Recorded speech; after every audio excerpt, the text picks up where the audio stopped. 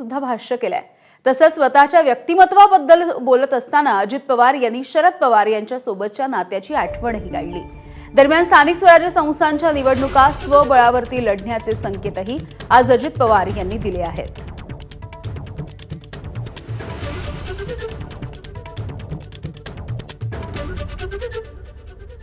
तुम्हाला कळतंय का, मागचा अजित पवार आताचा जो तो लय फरक झाला। काका रे बाबा रे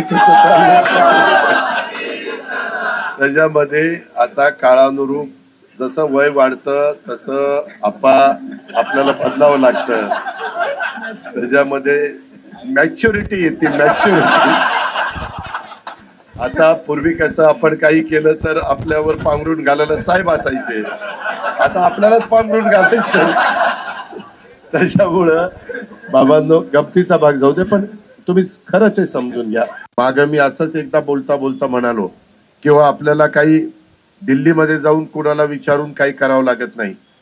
काँग्रेसमध्ये, त्याच्यामध्ये भाजपमध्ये, त्यामध्ये पवार साहेबांच्या पक्षामध्ये त्यांचे नेते दिल्लीमध्ये असल्यामुळे मी त्या हेतूने बोललो। तर पत्रकार मित्रांनी वेगळाच अर्थ काढला, लोक दादा तर दिल्लीचं काढतोय, दिल्लीला जा। अरे आम्ही इथं राहतो, आम्ही मुंबईमध्ये राहतो।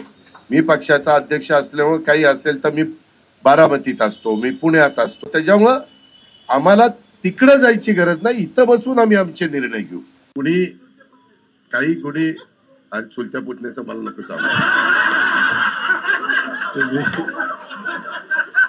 म्हणजे मागच्या पिढीचंही नको सांगू, आताच्या पिढीचं नको सांगू, आणि पुढच्या पिढीचंही नको सांगू।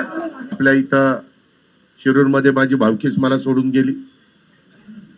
तो तर बिचारा पालकमंत्र्याची स्वप्न बघत होता, पण नंतर मी त्याला सांगितलं की आता तू मला सोडून गेलाय, आता मी तुला पाहणार, तू कसा निवडून येतो ते मी पाहणार। पाहूयात पुढची बातमी। जळगाव जिल्ह्याच्या बैठकीमध्ये